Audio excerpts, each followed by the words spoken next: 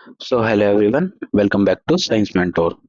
Okay, so last lecture में हमने अपनी फोरेंसिक साइंस लेक्चर सीरीज में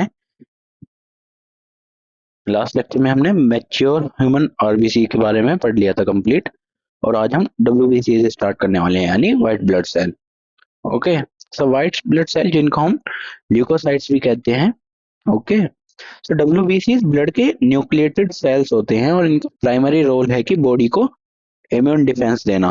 ओके, अगर सिंपल लैंग्वेज में समझे तो अगर बॉडी में कोई इन्फेक्शन कॉजिंग ऑर्गेनिज्म है या फॉरेन मटेरियल है या फिर कोई पैथोजन एंटर करता है तो डब्ल्यूबीसी उसके अगेंस्ट डिफेंस प्रोवाइड करते हैं।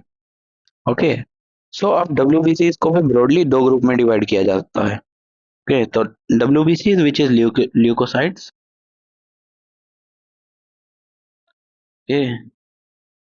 Leukocytes are generally nucleated cells that forms the core of a body immune defense system and protecting against infection and foreign material.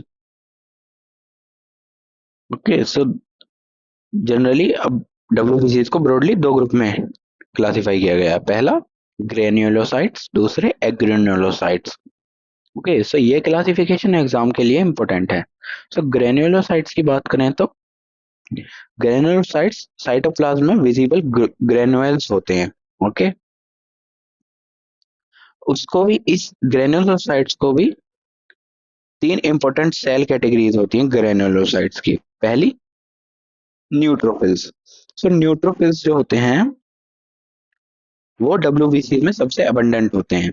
इनका मेजर रोल है बैक्टीरियल इन्फेक्शन के against response. Okay okay, तो आप याद रखिए कि न्यूट्रोफिल्स जो होते हैं वो आरबी डब्ल्यूबीसी में सबसे अबंडेंट होते हैं और इनका मेजर रोल है वो बैक्टीरियल इन्फेक्शन के अगेंस्ट है, रिस्पॉन्स है। ओके, सो न्यूट्रोफिल्स बैक्टीरियल इन्फेक्शन के अगेंस्ट रिस्पॉन्स। ओके, ऐसे क्वेश्चंस एमसीक्यूज में जनरली पूछ लिए जाते हैं कि बैक्टीरियल इन्फेक्शन के अगेंस्ट फर्स्ट रिस्पॉन्डर में इंपॉर्टेंट डब्ल्यूबीसी कौन सा है। तो आंसर इज न्यूट्रोफिल। उसके बाद इजनोफिल्स। तो इजनोफिल्स का मेजर रोल है पैरासिटिक इन्फेक्शन और एलर्जिक रिस्पॉन्स में। Okay, so eosinophils parasitic infection and allergic response. Okay, तो ये कॉम्बिनेशन पूछ लिया जाता है एग्जाम में, आप इसको याद रखिए। उसके बाद आते हैं बेसोफिल्स जो कि थर्ड ग्रेनुलोसाइट्स हैं। तो बेसोफिल्स इंपोर्टेंट इन्फ्लेमेटरी और एलर्जिक रिस्पॉन्स में इन्वॉल्व होते हैं। ओके, और ये पर्टिकुलरली हिस्टामाइन रिलीज के लिए नोन होते हैं। Release histamine involve in inflammatory and allergic responses. उसके बाद बात करते हैं एग्रेनुलोसाइट्स। सो सेकंड कैटेगरी है, इसमें मेनली लिम्फोसाइट्स और मोनोसाइट्स आते हैं।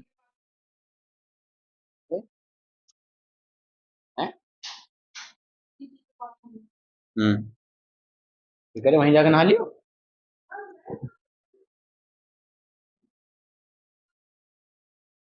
ओके, सो लिम्फोसाइट्स को भी फर्दर क्लासिफाई किया गया है दो सेल्स में, which is B cell and T cell. B cells और टी सेल्स, बी सेल्स का एसोसिएशन है एंटीबॉडीज प्रोडक्शन से और T cells mainly cell mediate immunity में इम्पोर्टेंट होते हैं। Okay, so B cells is antibody T cell and T cell is cell immediate immunity.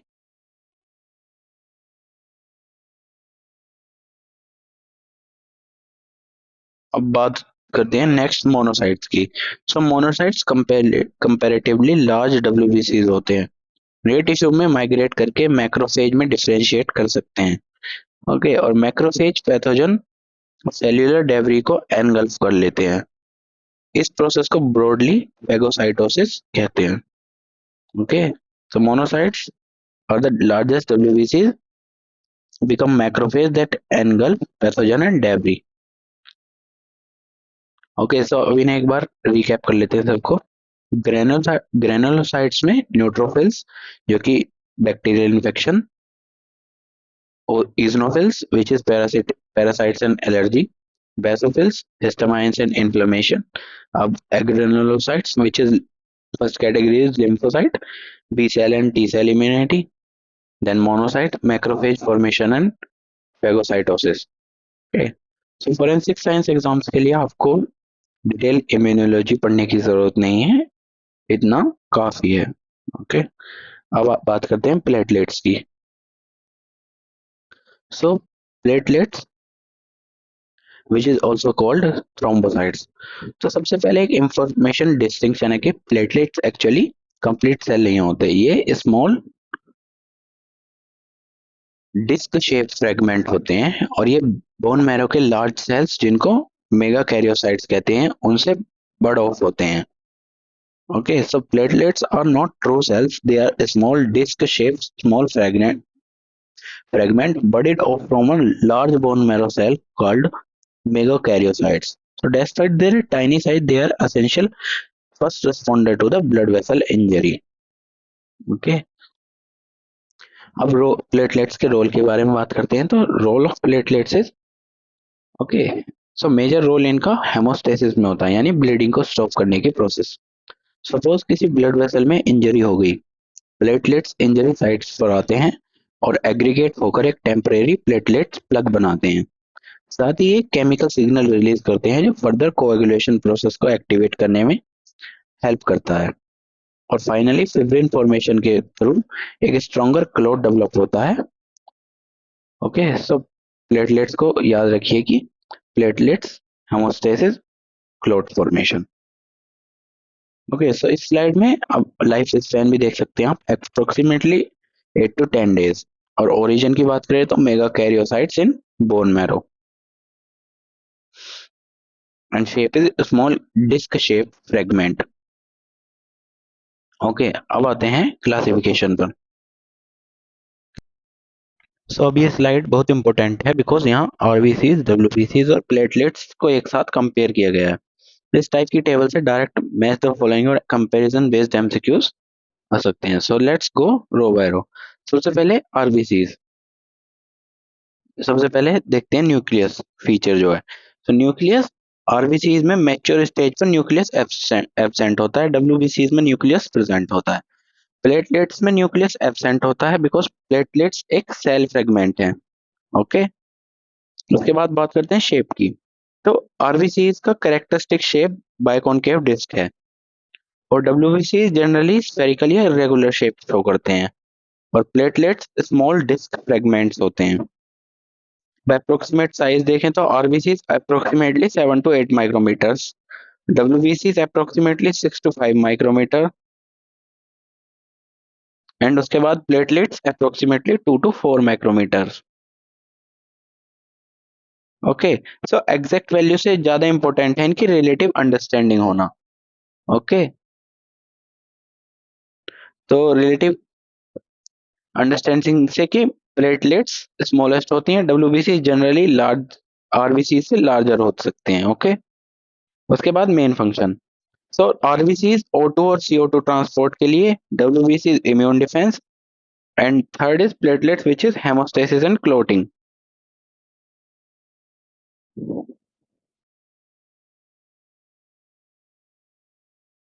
उसके बाद रिलेटिव एबंडेंस की बात करें तो ब्लड में रिलेटिव एबंडेंस के परस्पेक्टिव से आरबीसी सबसे एबंडेंट है, डब्ल्यूबीसी कंपैरेटिवली लेस एबंडेंट है और platelet second most abundant cellular component है आफ्टर आरबीसी। तो अगर क्वेश्चन आए among RBC, WBC and platelets less least abundant कौन सा है, तो डब्ल्यूबीसी। उसके बाद बात करते हैं लाइफ स्पैन की। तो आरबीसी का life span approximately 120 days, platelets life span is 8 to 10 days. Okay, so WBC's life span are highly variable, कुछ आवर्स से लेकर ईयर तक डिपेंडिंग ऑन द टाइप। तो इसलिए WBC के लिए सिंगल फिक्स लाइफ स्पैन याद करना अप्रोप्रिएट नहीं है। उसके बाद बात करते हैं ओरिजिन की। तो आरबीसी और मैनी ब्लड सेल्स का ओरिजिन बोन मैरो से एसोसिएटेड है। प्लेटलेट्स स्पेसिफिकली मेगा कैरियोसाइट्स के ऑफ द बोन मैरो से फॉर्म होते हैं। ओके, और डब्ल्यूबीसी बोन मैरो से। ओके,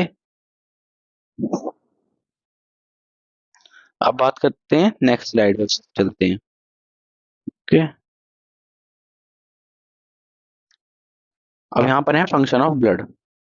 अब क्वेश्चन है कि ब्लड क्या क्या करता है। ब्रॉडली ब्लड के फंक्शंस को 3 मेजर कैटेगरीज में डिवाइड करते हैं। ओके, सो सबसे पहला है ट्रांसपोर्टेशन, फिर दूसरा रेगुलेशन एंड थर्ड प्रोटेक्शन। तो ट्रांसपोर्टेशन फर्स्ट है। सो ब्लड में oxygen, carbon dioxide, nutrients, hormones और मेटाबॉलिक वेस्ट ट्रांसपोर्ट करता है। Okay, for example RBC primarily oxygen transport में इंपॉर्टेंट है। ब्लड प्लाज्मा न्यूट्रिएंट्स और हार्मोन्स को डिफरेंट टिश्यू तक ट्रांसपोर्ट करता है और मेटाबॉलिक वेस्ट प्रोडक्ट्स को एक्सक्रिएटरी ऑर्गन तक ले जाने में हेल्प करता है। उसके बाद बात करें रेगुलेशन की, तो सेकंड है regulation. Blood body temperature, blood pH और फ्लूइड बैलेंस मेंटेन करने का इंपॉर्टेंट रोल प्ले करता है। सो ब्लड सिर्फ ट्रांसपोर्ट मीडियम नहीं है, it also helps in haemostasis. Okay, and regulation. अब बात करते हैं प्रोटेक्शन की। जो थर्ड है प्रोटेक्शन, इसमें दो मेजर कंपोनेंट्स हैं, डब्ल्यूबीसीज और प्लेटलेट्स। तो डब्ल्यूबीसीज इम्यूनिटी और प्लेटलेट्स क्लोटिंग के लिए। ओके, सो क्लोटिंग का पर्पस है एक्सेसिव ब्लड लॉस को प्रिवेंट करना। ओके, तो आप याद रखिए कि ट्रांसपोर्टेशन, रेगुलेशन एंड प्रोटेक्शन ये तीनों ब्लड के ब्रॉड फंक्शंस हैं। हम मूव करते हैं नेक्स्ट स्लाइड के ऊपर। तो नेक्स्ट स्लाइड है हेमोस्टेसिस के ऊपर। So hemostasis is clotting cascade.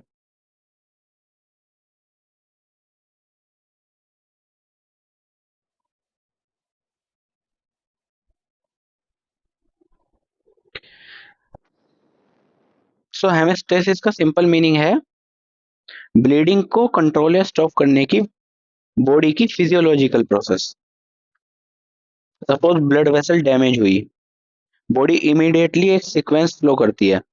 Okay, slide पर 6 स्टेज दिए गए हैं। ओके, तो इनको वन बाय वन पढ़ते हैं। तो सबसे पहला है वेसल इंजरी। तो वेसल इंजरी में ब्लड वेसल डैमेज होती है और ब्लीडिंग स्टार्ट हो जाती है, सबसे पहला जो स्टेप। उसके बाद स्टेप 2 पे वेसो कंस्ट्रिक्शन, यानी ब्लड वेसल कंस्ट्रिक्ट करती हैं, यानी नैरो हो जाती हैं सबसे पहले। इसका पर्पस है इंजर्ड एरिया में ब्लड फ्लो को रिड्यूस करना। Okay, so blood vessel constrict करती हैं और नैरो हो जाती हैं। फिर आते हैं स्टेप 3 पर, which is platelet plug. So platelet का प्लग फॉर्मेशन होता है, यानी प्लेटलेट इंजरी साइट पर अटैच और एग्रीगेट करते हैं और टेम्परेरी प्लेटलेट प्लग फॉर्म हो जाता है। ये इनिशियल सील प्रोवाइड करता है। उसके बाद कोएगुलेशन। सो कोएगुलेशन में यहाँ क्लोटिंग फैक्टर की कैस्केड एक्टिवेट हो जाती है, यानी मल्टीपल बायोलॉजिकल रिएक्शंस के थ्रू क्लोट फॉर्मेशन की प्रोसेस प्रोसीड करती है। Okay, coagulation. उसके बाद फिब्रिन फॉर्मेशन। ओके, सो फिब्रिन एक प्रोटीन मैश या नेटवर्क फॉर्म करता है। मतलब जो फिब्रिन है वो एक प्रोटीन का मैश या एक नेटवर्क फॉर्म करता है और ये प्लेटलेट प्लग को रीइंफोर्स करता है। उसके बाद stable clot. Fibrin network blood cell और प्लेटलेट्स को ट्रैप करके स्ट्रॉन्गर क्लोट बनाता है। ओके, तो इसका कंप्लीट सीक्वेंस जो है वो यही है कि सबसे पहले इंजरी, उसके बाद vasoconstriction, then platelet plug, then coagulation, then fibrin and then stable clot. Okay, so ये इससे एमसीक्यूज बन सकते हैं इस सीक्वेंस से, तो इसको आप याद रखिए।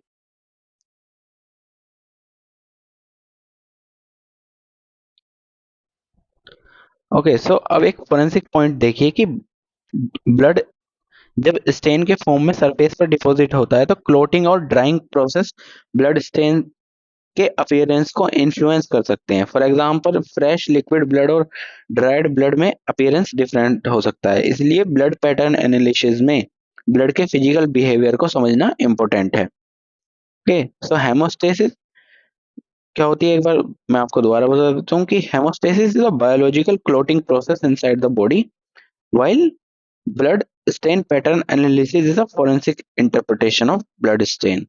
Okay, अब चलते हैं नेक्स्ट स्लाइड के ऊपर। ओके, सो अब मॉड्यूल 2 स्टार्ट होने वाला है यहाँ से हमारा। Okay, so module 2 is blood grouping and serology.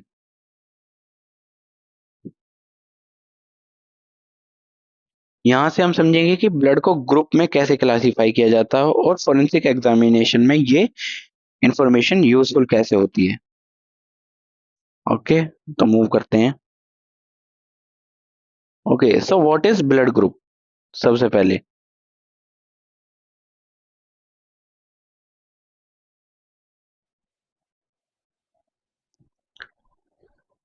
सब ब्लड ग्रुप बेसिकली ब्लड की एक क्लासिफिकेशन है जो स्पेसिफिक एंटीजन की प्रेजेंस या एब्सेंस पर बेस्ड होती है। ये एंटीजन मेनली आरबीसी सरफेस पर प्रेजेंट होते हैं और प्लाज्मा में कोरोस्पोंडिंग एंटीबॉडीज हो सकती हैं। सब ब्लड ग्रुपिंग को समझने के लिए सबसे पहले आपको ये दो वर्ड क्रिस्टल क्लियर समझने होंगे, पहला एंटीजन और दूसरा एंटीबॉडी। ओके, तो एक बार डेफिनेशन देख लेते हैं कि blood group is a classification of blood based on the presence of specific inherited antigen molecule on the surface of RBCs and corresponding antibodies in the plasma. This antigen-antibody relationship is the basis of serological blood test. Okay. अब देखते हैं antigen पहले। सो antigen को simple language में समझिए। सो antigen RBC surface पर identity markers होते हैं ये। ओके, की इंस्ट्रक्शन नीचे वाले उसमें दिया भी हुआ है जो मैं बता रहा हूँ कि जो एंटीजन होते हैं वो आरबीसीज की सरफेस पर आइडेंटिटी मार्कर्स होते हैं। फॉर एग्जांपल एबीओ सिस्टम में जैसे ए एंटीजन, बी एंटीजन, तो ये आरबीसी सरफेस पर हो सकते हैं। अब देखते हैं एंटीबॉडीज। तो एंटीबॉडीज प्लाज्मा में प्रेजेंट प्रोटीन होते हैं जो स्पेसिफिक एंटीजन के अगेंस्ट रिएक्शन करते हैं। ओके, सो प्लाज्मा में प्रेजेंट प्रोटीन है जो स्पेसिफिक एंटीजन के अगेंस्ट रिएक्शन करते हैं। Okay, so antigen A antibody is the A antigen को रिकॉग्नाइज करेगी और एंटीजन और anti A antibody B antigen को रिकॉग्नाइज करेगी। ओके, सो आप इजीली बस इतना याद रखिए कि एंटीजन आरबीसी के ऊपर और एंटीबॉडी प्लाज्मा में। ये बेसिक डिस्टिंक्शन ब्लड ग्रुपिंग के ऑलमोस्ट हर क्वेश्चन का फाउंडेशन है। तो मूव करते हैं फर्दर नेक्स्ट स्लाइड।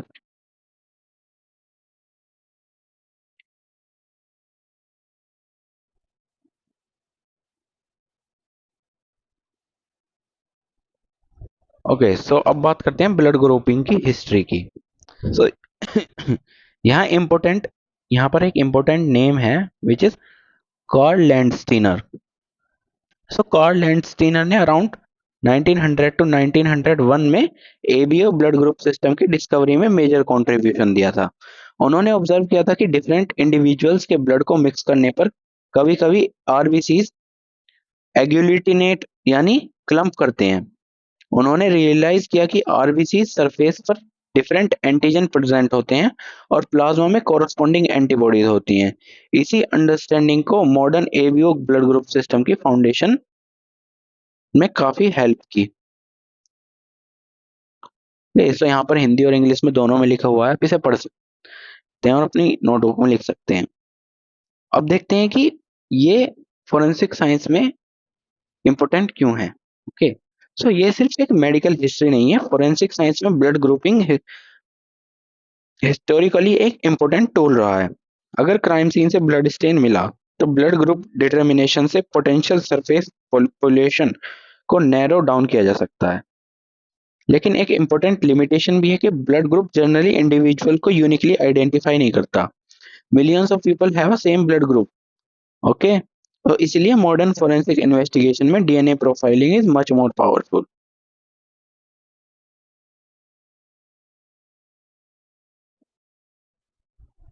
लेकिन इसकी जो फोरेंसिक साइंस में हेल्प है वो ये है कि अगर ब्लड स्टेन मिला है तो ब्लड ग्रुप डिटर्मिनेशन से पोटेंशियल सरफेस पॉपुलेशन को नैरो डाउन किया जा सकता है।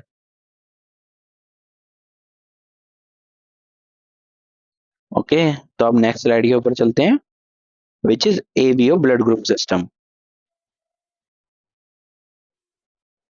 ओके, सो यहाँ पर हमें ब्लड ग्रुप सिस्टम है, एबीओ ब्लड ग्रुप सिस्टम, उसके बारे में बताया। ओके, सो एबीओ सिस्टम में फोर मेजर ब्लड ग्रुप्स होते हैं, ए, बी, ए बी और ओ। सो इस टेबल को सिस्टमेटिकली देखते हैं हम। सबसे पहले group A. So group A में आरबीसी सरफेस पर एंटीजन ए प्रेजेंट होता है और प्लाज्मा में एंटीजन बी एंटीबॉडी प्रेजेंट होती है। तो A group is A antigen plus A antibody. Okay, और यहाँ पर दिया हुआ है can donate to A and A B and can receive from A and O. उसके बाद group B. So RBC surface पर बी एंटीजन और प्लाज्मा में anti A antibody. Okay, so B group is B antigen plus anti A antibody. उसके बाद यहाँ पे देखें कैन डोनेट टू में, तो can donate to B B and A B and can receive from B and O. उसके बाद A B. So A B में आरबीसी सरफेस पर ए और बी दोनों एंटीजन प्रेजेंट होते हैं और प्लाज्मा में एंटी ए और एंटी बी एंटीबॉडीज एब्सेंट होती हैं। ओके, सो इसके अंदर एंटीबॉडीज प्लाज्मा में नहीं होती। उसके बाद बात करें can donate to A B only and can receive from A B and A B O. सबसे ले सकता है सारे ग्रुप से। उसके बाद ग्रुप ओ की बात करें तो ग्रुप ओ में आरबीसी पर नाइदर ए और नॉर बी एंटीजन प्रेजेंट नहीं होता, लेकिन प्लाज्मा में एंटी ए और एंटी बी दोनों एंटीबॉडीज प्रेजेंट होती हैं। Okay, and can donate to A B and O all the blood groups and can receive only from O. So इस table को रटने की जगह लॉजिकली रिकंस्ट्रक्ट करने की कोशिश कीजिए अपने ब्रेन में। ओके, सो जिस एंटीजन को आरबीसी पर कैरी कर रहे हैं उसके अगेंस्ट एंटीबॉडी प्लाज्मा में नहीं होनी चाहिए। फॉर एग्जांपल, ए ग्रुप के आरबीसी पर ए एंटीजन है तो प्लाज्मा में एंटी ए नहीं होगी बट एंटी बी होगी। सिमिलरली बी ग्रुप में भी ऐसे ही होगा और ए बी में दोनों एंटीजन है, देयरफॉर कोरस्पॉन्डिंग एंटीबॉडीज एब्सेंट होंगी। और ओ में दोनों एंटीजन एब्सेंट हैं तो दोनों एंटीबॉडीज प्रेजेंट होगी। इस लॉजिक से आप टेबल इजीली याद कर सकते हैं। अब बात करें डोनर और रिसिपेंट की तो वो भी आप इजीली याद कर सकते हैं। ओके, सो ग्रुप ए ओ जो है वो can donate RBC broadly across ABO all the blood group and group AB can receive only from and group AB receive from all the blood groups ABO group। इसी वजह से traditional teaching में ओ को तो universal donor कहते हैं और A B को यूनिवर्सल रेसिपेंट कहा जाता है। ओके,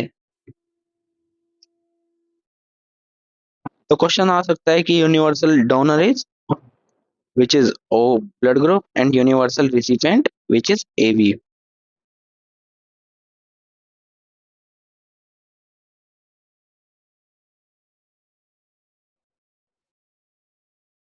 तो अब नेक्स्ट स्लाइड के ऊपर मूव करते हैं।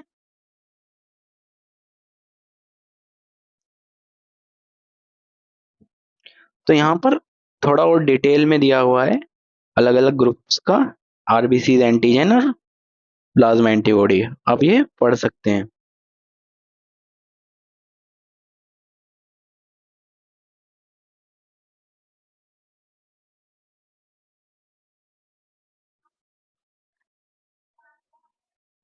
ओके, तो फर्दर मूव करते हैं।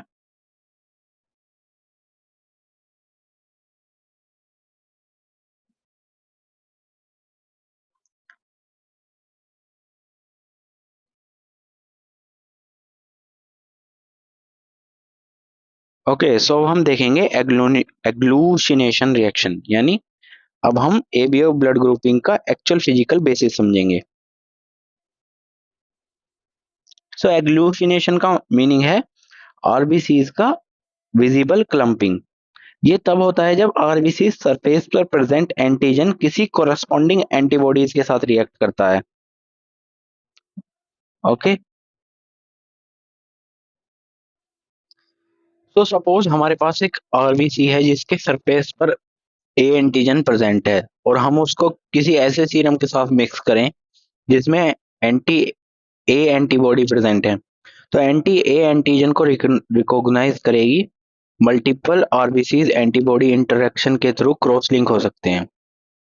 ओके, तो जिससे रिजल्ट होगा कि एक विजिबल क्लम्पिंग दिखेगी जिसको हम एग्लूसिनेशन कहते हैं। ओके, सो पॉजिटिव और नेगेटिव रिएक्शंस देखते हैं। सब स्लाइड पर एक इंपॉर्टेंट टेस्टिंग प्रिंसिपल दिया हुआ है। ओके, सो जो इधर reading the test yellow box में है। अगर कोई क्लम्पिंग नहीं है तो नेगेटिव रिएक्शन है, यानी कोरस्पॉन्डिंग एंटीजन एब्सेंट हो सकता है। वो क्लम्पिंग हुई है तो पॉजिटिव रिएक्शन है, यानी कोरस्पॉन्डिंग एंटीजन प्रेजेंट हो सकता है। फॉर एग्जाम्पल, अगर आरबीसी सैंपल को एंटीजन ए सीरम के साथ मिक्स करने पर एग्लूसिनेशन होती है तो आरबीसी इस पर ए एंटीजन प्रेजेंट है होने का डिस्टिंक्शन है। ओके, इंडिकेशन मिलता है, सॉरी डिस्टिंक्शन है, इंडिकेशन मिलता है। और एक इंपॉर्टेंट डिस्टिंक्शन है यहाँ पर कि एक कॉमन कंफ्यूजन को क्लियर करते हैं जिससे कि agglutination is not the same as coagulation. Agglutination is antigen A plus antibody reaction gives to RBCs clumping, and coagulation is clotting process, fibrin formation and stable clot. So blood grouping में एग्लूसिनेशन होता है और haemostasis में coagulation. ये distinction exam के लिए भी important है। हम नेक्स्ट स्लाइड के ऊपर मूव करते हैं,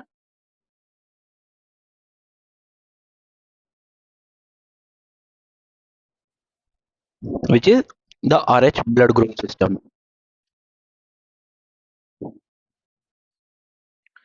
अब ABO के बाद next important blood group system है RH blood group system. RH system में सबसे इंपॉर्टेंट एंटीजन होता है डी एंटीजन।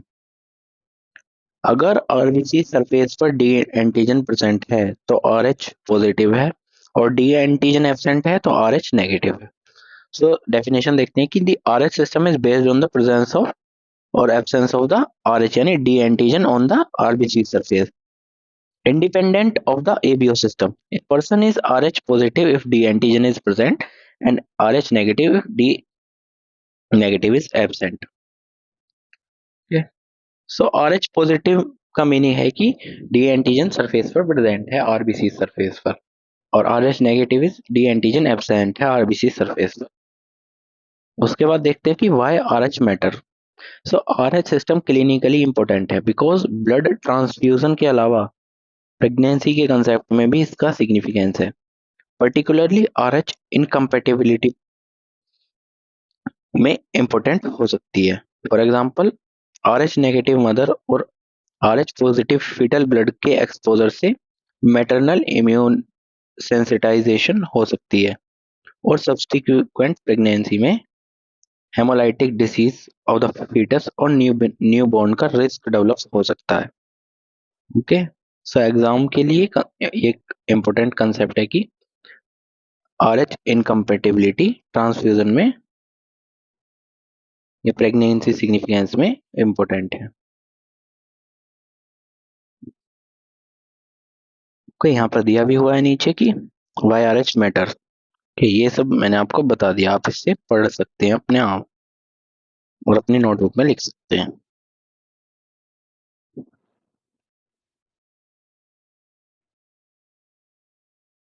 अब देखते हैं ABO वर्सेस RH ग्रुप।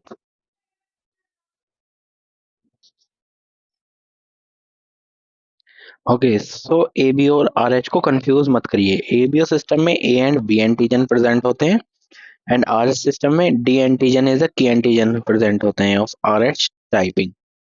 इसलिए कोई पर्सन ए पॉजिटिव हो सकता है, यानी ABO ब्लड ग्रुप में A और RH status positive. Similarly O negative means ABO blood group is O and RH blood group is negative.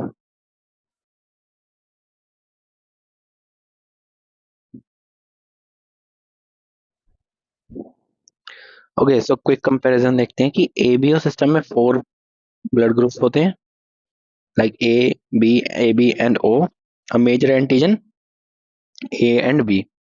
Historically associated करें तो Karl Landsteiner discover AB system, and RS system is Lenz, Steiner and Wiener. Main medical relevance is transfusion compatibility. So RS system में major practical classification है कि RH positive और RH negative. Main antigen D antigen होता है. Historically associated with Landsteiner and Wiener 1940, and main relevance is transfusion and pregnancy related hemolytic diseases. Okay.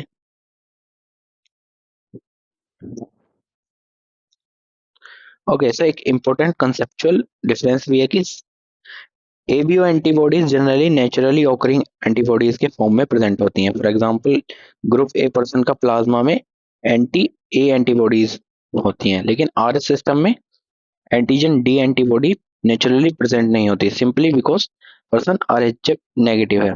RH negative individual generally exposure और sensitization के बाद anti D antibodies develop कर सकता है, और exposure transfusion या pregnancy related fetal maternal blood exposure जैसे situation से हो सकता है. So ABO antibodies is naturally occurring and anti D typically develops after exposure और सेंसिटाइजेशन. ओके, सो ये एग्जाम का फेवरेट कंसेप्चुअल डिस्टिंक्शन हो सकता है. ओके, सो नीचे जो बॉक्स में दिया है की कंसेप्चुअल डिफरेंस.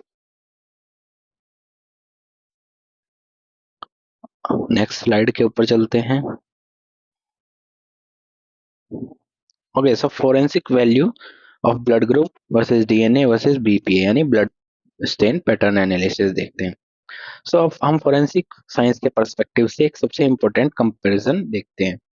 सो एक क्वेश्चन कि अगर क्राइम सीन पर ब्लड एविडेंस मिला है तो ब्लड ग्रुपिंग, डीएनए प्रोफाइलिंग और ब्लड स्टेन पैटर्न एनालिसिस, इन तीनों का रोल क्या है? Let's compare.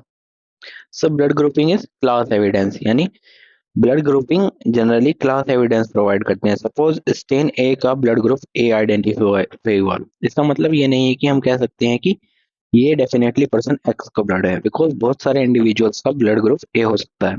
Therefore blood grouping is narrow possible source but does not uniquely identify one individual.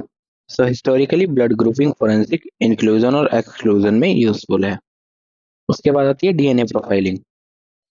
Okay, so DNA profiling का पावर मच हायर है. Suitable biological sample से DNA profile generate करके individual identification या source attribution में strong evidence मिल सकता है. इसीलिए DNA profiling को कॉमनली इंडिविजुअलाइजिंग एविडेंस के कंसेप्ट में डिस्कस किया जाता है. फॉर एग्जांपल सिंपल कंपैरिजन है कि ब्लड ग्रुप क्लास एविडेंस है और डीएनए प्रोफाइल एक इंडिविजुअलाइज एविडेंस है. एग्जाम में डिस्टिंक्शन याद रखिए ये वाला. उसके बाद ब्लड स्टेन पैटर्न एनालिसिस, यानी बीपीए का ऑब्जेक्टिव है कंप्लीटली डिफरेंट है. बीपीए का फोकस है कि ब्लड का पैटर्न कैसा बना. For example direction of blood movement, distribution, possible mechanism और event surrounding the blood shed. BPA generally ये आइडेंटिफाई करता है कि ब्लड किस पर्सन का था. Instead it helps reconstruct what may have happened. Okay, so blood grouping is who could it belong, class level narrowing.